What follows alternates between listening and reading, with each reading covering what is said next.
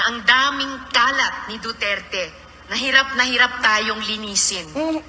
Ang kadiliman noong panahon niya ay talaga namang nanuot sa ating lipunan. Talaga ba? Kasi alam mo, Hontivirus, okay naman kami sa panahon ni Tatay Digong.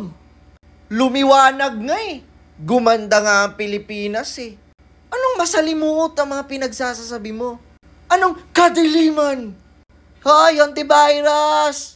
Ang totoong kadiliman at ang totoong kalat na mahirap linisin yung mga kabulastugan na pinaggagawa ng mga dilawan. Ha? Ang totoong kadiliman, yung Yolanda. Ha? Na pinabayaan nyo, namatay na lang sa gutom ang mga kababayan natin. Anong ginawa ng partido mo, Hontivirus? Ha? Instead, ipamigay ang mga donasyon ng iba't ibang bansa sa Pilipinas at that time. Anong ginawa, ha? Anong ginawa, Hontivirus? Napanis na lang, hindi nyo pa naipamigay sa mga kababayan natin na nasalanta ng bagyo nung Yolanda. Kaawa-awa ang mga kababayan natin during Yolanda.